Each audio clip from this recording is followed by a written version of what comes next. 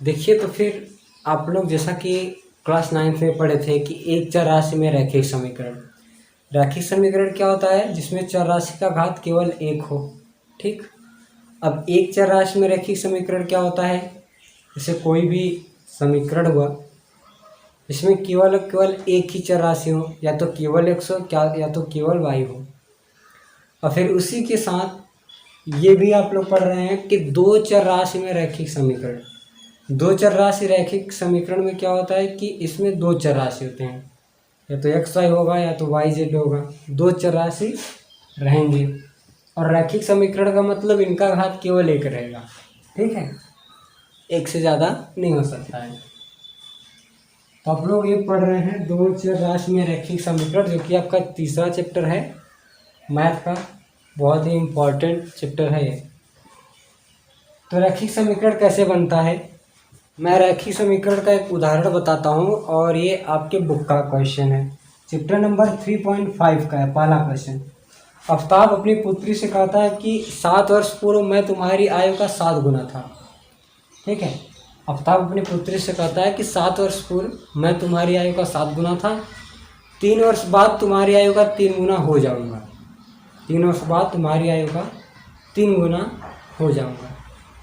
अब उसमें ये बताना है कि क्या यह घटना सही है या गलत है, और ऐसी स्थिति में इसको बीजगणितीय रूप में भी और ग्राफीय रूप में भी दोनों में दर्शाना है। ठीक, सबसे पहले क्या करते हैं, पहला क्वेश्चन है 3.1 का।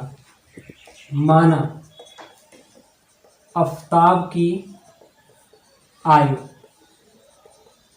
वर्तमान आयु बराबर x वर्ष, ठीक, तथा पुत्री की आयु बराबर y वर्ष। इतना हो गया। आफ्ताब की आयु x वर्ष और पुत्री की आयु y वर्ष। 7 वर्ष पूर्व, 7 वर्ष पूर्व आफ्ताब की आयु कितना हो जाएगा, x माइनस 7 वर्ष, और पुत्री की आयु कितना हो जाएगा, x माइनस y माइनस 7 वर्ष। प्रश्नानुसार यानी प्रश्न में क्या कहा गया है कि 7 वर्ष पूर्व, आफ्ताब ने बोला कि 7 वर्ष पूर्व मैं तुम्हारी आयु का 7 गुना हो जाऊंगा। ठीक है ना, आफ्ताब अपनी पुत्री से कहता है कि मैं 7 वर्ष पूर्व तुम्हारी आयु का 7 गुना था। इसको हल कर लेते हैं, x माइनस 7, 7y माइनस 49, यानी x minus 7y minus 7 plus 49 बराबर 0। x माइनस 7y प्लस 42 बराबर 0, समीकरण नंबर 1। ठीक है, अब और आगे क्या कहता है, 3 वर्ष बाद मैं तुम्हारी आयु का 3 गुना हो जाऊंगा। तो 3 वर्ष बाद आफ्ताब की आयु कितना हो जाएगा, आफ्ताब की आयु कितना हो जाएगा, x प्लस 3 वर्ष, और पुत्री की आयु कितना हो जाएगा, y प्लस 3 वर्ष। अब फिर से एक बार प्रश्नानुसार करेंगे, क्योंकि प्रश्न में क्या कहा गया है कि 3 वर्ष बाद आफ्ताब की आयु उसकी पुत्री की आयु के 3 गुना हो जाएगी। तो x प्लस 3, y प्लस 3, ठीक है ना। आफ्ताब की आयु उसके पुत्री की आयु का 3 गुना हो जाएगा 3 वर्ष पश्चात। इसको भी हल कर लेते हैं, प्लस 3 त्रिका 9, यानी x माइनस 3y, फिर उसके बाद प्लस 3 माइनस 9 बराबर 0, x माइनस 3y माइनस 6 बराबर 0, समीकरण नंबर 2। ठीक है, अब क्या करते हैं, समीकरण 1 से x माइनस 7y प्लस 42 बराबर 0 से, ठीक है ना, x बराबर 0 रख देते हैं, तो माइनस 7y बराबर माइनस 42 हो जाएगा, y बराबर 6 हो जाएगा। और y बराबर जब 0 रख देंगे तो x प्लस 42 बराबर 0, यानी x बराबर माइनस 42 हो जाएगा।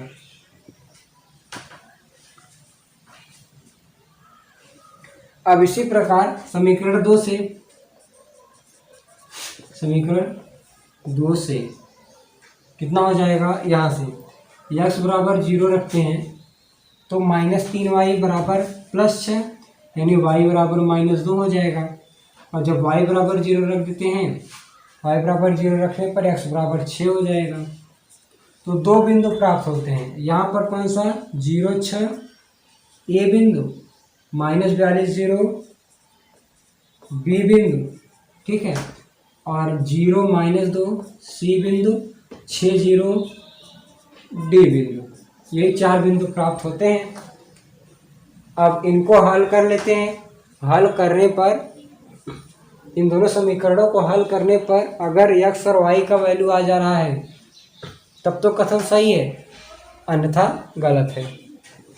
तो चलिए हल करते हैं समीकरण 1 और 2 को। अब इसे में देखिए, मैं आप लोगों को हल करने का तरीका भी बता दे रहा हूँ, जिससे आपका 3.3 और आगे का 3.4 का क्वेश्चन सॉल्व हो जाएगा। तो जो हल किया जाता है 2 तरीके से हल किया जाता है ना। तो यहाँ पर मैं इसको सॉल्व करूँगा और यहाँ पर मैं आगे का तरीका बता देता हूँ, डिवाइडेड पार्ट बाई पार्ट, ठीक है। तो हल करने का तरीका 2 होता है। पहला होता है प्रतिस्थापन विधि और दूसरा होता है विलोपन विधि। विलोपन विधि,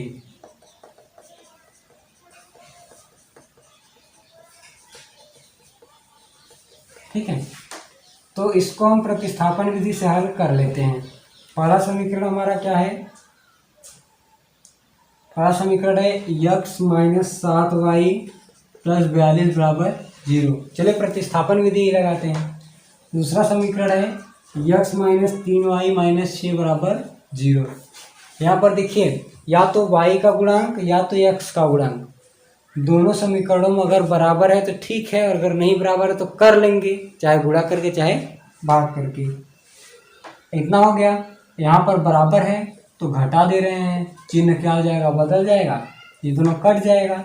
7 3 -7 और +3 -4y, 42 और 6 48 बराबर 0, यानी -4y बराबर -48। ये मैं विलोपन विधि से हल कर रहा हूँ, ये ध्यान दीजिएगा, प्रतिस्थापन नहीं। अगर गलती से बोल भी दिया हूँ तो ध्यान दीजिएगा कि ये विलोपन विधि है, ठीक। इस प्रकार से हो गया। ये दूसरा विधि है विलोपन विधि। अब कितना हो जाएगा, y बराबर 12। यही y का मान किसी में रख दो, -36 - 6 -42 + 42, x का मान कितना आ जाएगा, 42 आ जाएगा, ठीक है ना। इससे क्या ज्ञात हुआ कि वर्तमान में आफताब की आयु कितना है, आफताब की आयु कितना है, 42 वर्ष है, ठीक। और उसके पुत्री की आयु कितना है, 12 वर्ष है, ठीक है ना। इतना हो गया। आफताब की आयु 42 वर्ष है, पुत्री की आयु कितना है, 12 वर्ष है, ठीक। तो ये हमारा सॉल्यूशन हो गया। अब अगर यही प्रतिस्थापन विधि से करना होता तो क्या करते, पहला यानी प्रतिस्थापन विधि से x का मान ज्ञात कर लेते, इधर जाता +7y हो जाता, ये -42 हो जाता, ठीक है। अब यही मान यहाँ पर रख देते, तो x की जगह पर इतना रख देते, 7y - 42 -3y - 6 बराबर 0।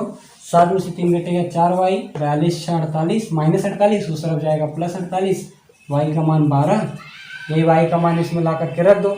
12 7 84 में से 42 घटेगा 42, x का मान 42 आ गया ना। ये प्रतिस्थापन विधि है और ये विलोपन विधि है। तो इतना देखिए, ये समाधान हो गया ना, 42 और 12 आ गया, यानी ये कथन सत्य है। इसको भी आप समझ लीजिएगा कैसे होता है, बुक में देख करके 1-2 एग्जाम्पल सॉल्व कर लीजिएगा, समझ में आ जाएगा। अब मैं इसके आगे का बताता हूँ। देखिए, बीजगणितीय हल तो हो गया, अब ग्राफी हल करेंगे। मैं इसको यक्स वाला थोड़ा लंबा ले लेता हूँ, ठीक, क्योंकि अभी हमें जो 2 बिंदु प्राप्त हुए थे, आप लोग को याद होना चाहिए कि 4 बिंदु जो प्राप्त हुए थे, उन चारों बिंदुओं का वैल्यू कितना कितना था। देखिए, यही वो बिंदु है, -42 0 0 6 6 0 और 0 -2,